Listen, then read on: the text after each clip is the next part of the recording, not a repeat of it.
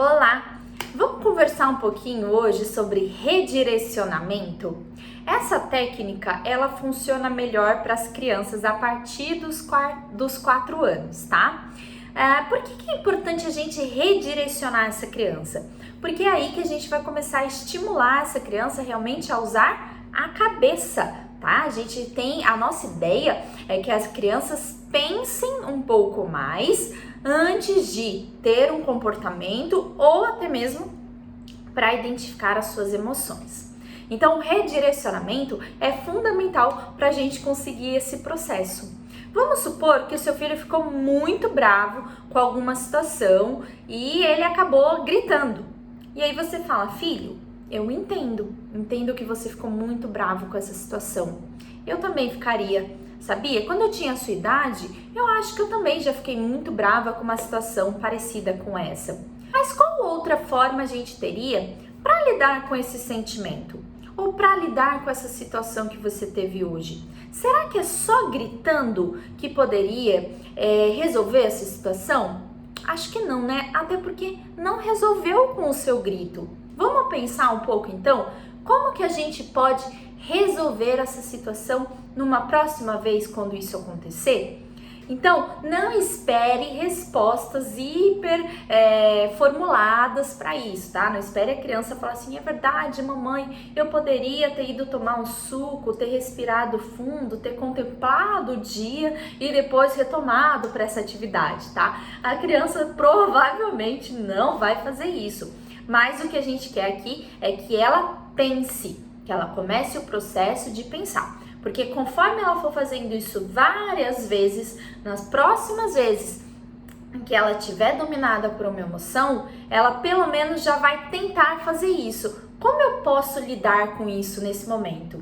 Como eu posso resolver esse problema que eu estou tendo aqui agora, nesse momento? E aí, muitas vezes, o que as crianças fazem quando elas começam já a entrar nesse padrão de comportamento é pedir ajuda. Tá? Então eles vão até você e vão falar provavelmente: mamãe, eu tô com muita raiva agora porque eu não tô conseguindo montar o meu jogo, eu não tô conseguindo montar o meu bloquinho, eu não tô conseguindo pintar esse desenho da forma como eu quero.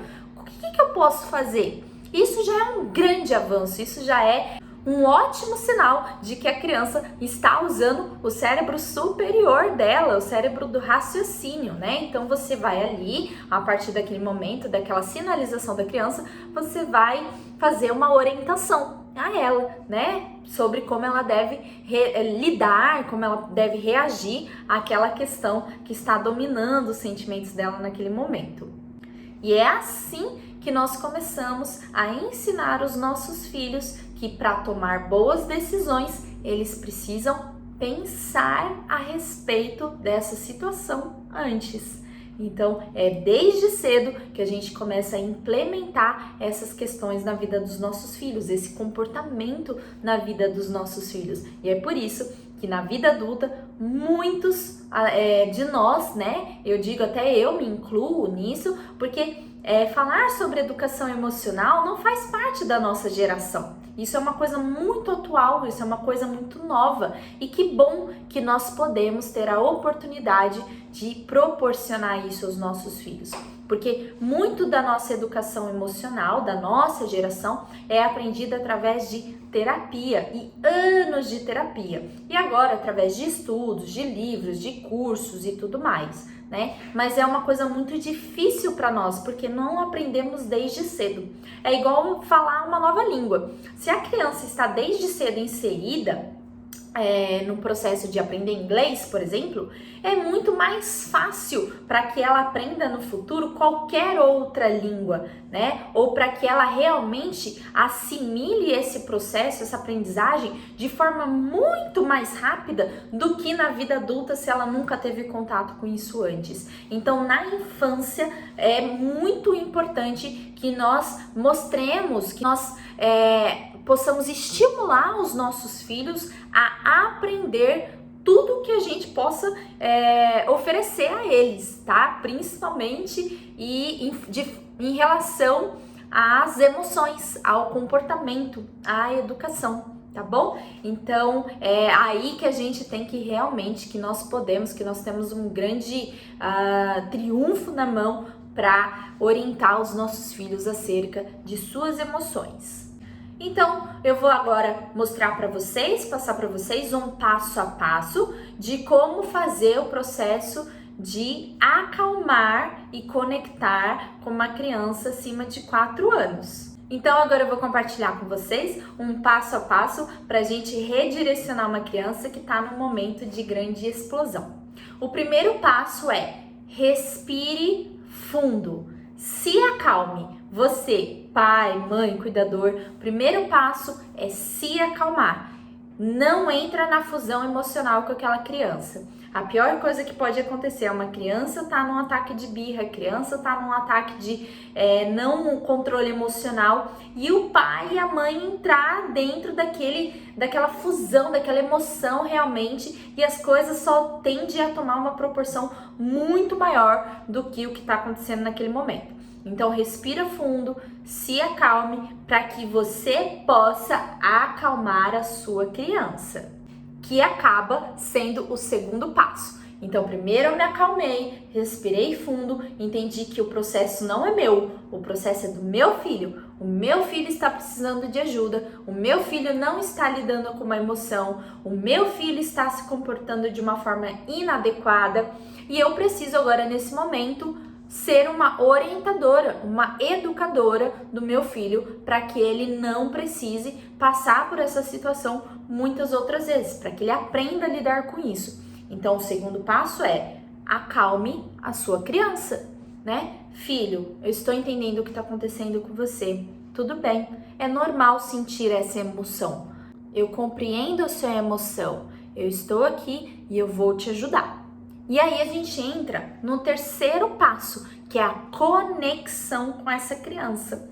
Então nós podemos fazer uma conexão através do toque físico, né, ou através do acolhimento. Então se uma criança aceitar, fala assim: posso te dar um abraço para você se sentir melhor agora?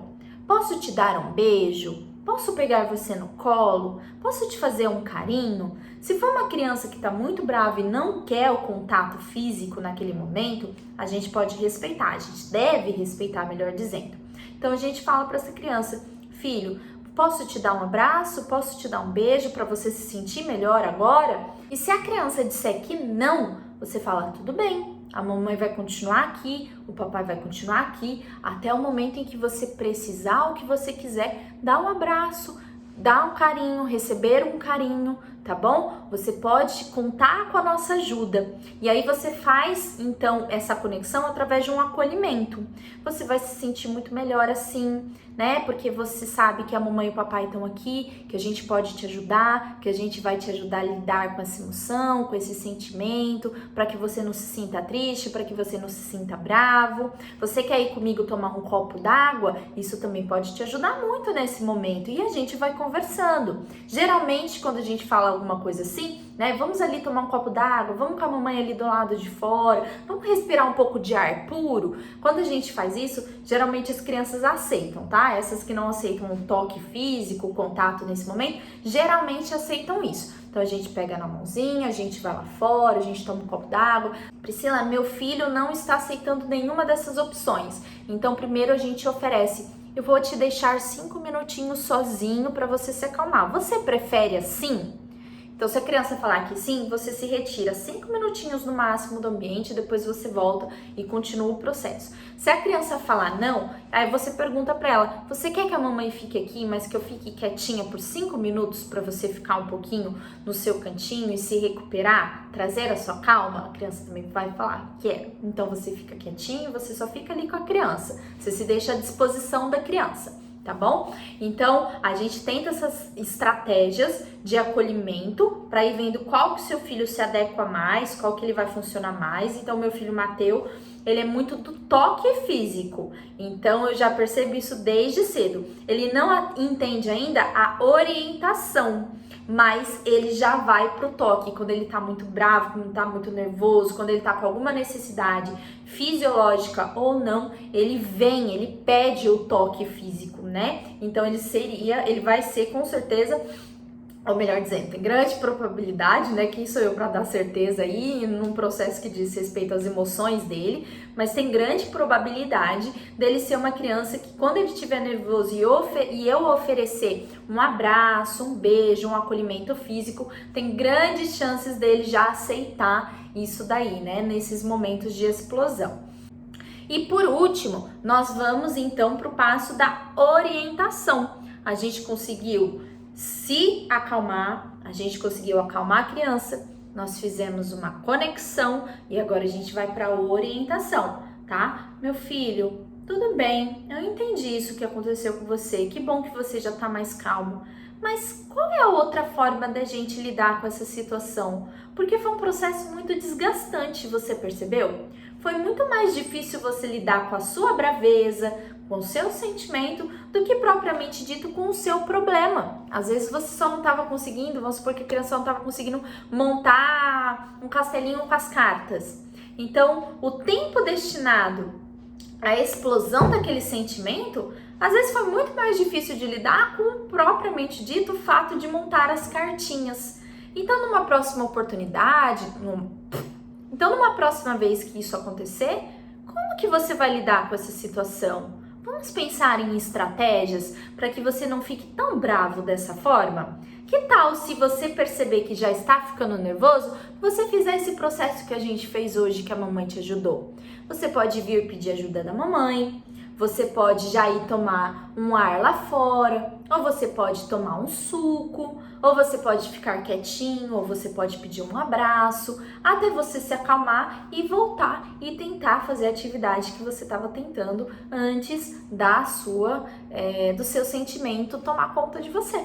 Então a gente orienta essa criança como último processo. Muitas vezes dá errado, muitas vezes dá uma confusão aí, né, no processo de educação emocional, porque os pais tentam inverter essa ordem, os pais tentam já ir para a orientação na hora que a criança tá no auge daquela emoção, tá no auge tá sendo dominada, né? Houve um sequestro emocional, ela tá sendo dominada por aquela emoção. Então ela não vai assimilar as coisas que você está orientando, as coisas que você está ensinando. Ela tá brava, ela tá triste, ela tá nervosa. O cérebro dela não responde a estímulos auditivos, tá? Então ela não vai entender o que você está falando.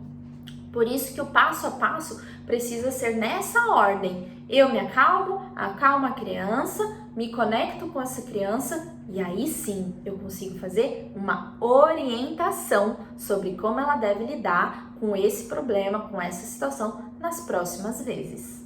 E aí, por fim, eu acho interessante trazer algumas orientações para os pais. Então você precisa primeiro se fazer uma pergunta. O seu filho já está capacitado para compreender o que você diz? É uma criança que já consegue fazer essa assimilação? Então, esse passo a passo que eu estou dando aqui para vocês não funciona com meu filho que tem 1 ano. Ele não está capacitado para fazer esse processo de compreensão. Ele não está capacitado nem para pedir ajuda se bobear, nem para pedir ajuda. Tá? Então, assim, ele vai muito de forma instintiva. Então, ele ficou bravo, ele reage da forma como vem, assim, de forma impulsiva para ele, tá? De forma instintiva mesmo.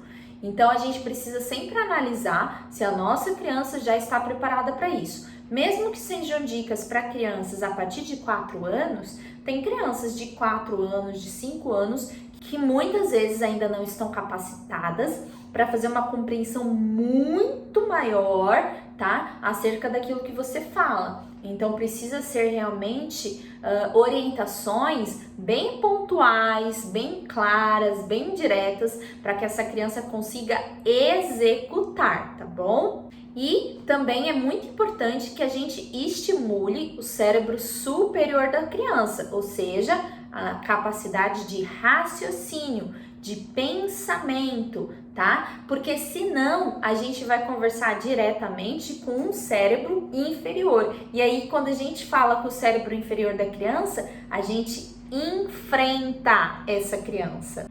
E é aí que as guerras começam. tá bom? Então nós não vamos entrar numa guerra com nossos filhos, nós não vamos enfrentar os nossos filhos. Tem muitos pais que falam, ele está me enfrentando, ele está me desafiando. Isso pode até acontecer porque ele não tem, a criança não tem o amadurecimento emocional, tá? O amadurecimento desse cérebro, ele não tem maturidade.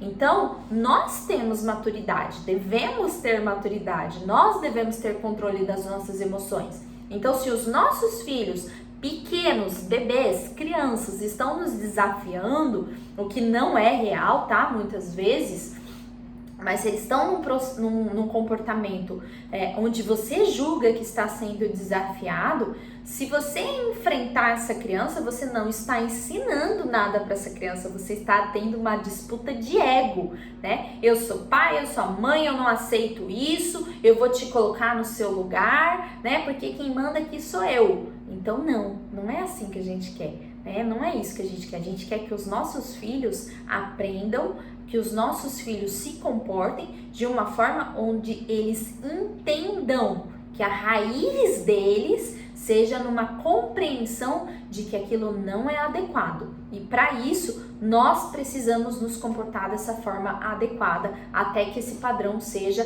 realmente fixado no cérebro da nossa criança. Então, eu não te enfrento. Se você tiver um comportamento que você estiver muito bravo, né, que isso é uma orientação que a gente dá, então vamos supor, seu filho já tem 6 anos, ele tá muito bravo e tá querendo falar com você e tá enfrentando você. Não faça o processo da mesma forma que ele. Você fala, filho, vai pro seu quarto, se acalma, porque desse jeito você está me desrespeitando e eu não vou falar com você enquanto você estiver me desrespeitando. Vai se acalmar, a hora que você estiver calmo, aí sim eu posso conversar com você e eu posso tentar resolver essa questão com você, mas de uma forma desrespeitosa nós não vamos conversar. Então você ensina para o seu filho que aquela forma, falar daquele jeito com você é uma coisa que você não vai estar ali disponível para ele. Ele vai ter que se retirar, ele vai ficar sozinho, ele vai pensar, ele vai se acalmar e para ele entrar numa conversa com você, ele vai ter que ir de uma forma respeitosa, de uma forma onde você não vai se sentir atacada e ferida. Então, há várias formas da gente ensinar os nossos filhos, da gente mostrar para os nossos filhos qual que é o comportamento adequado, qual que é o comportamento correto,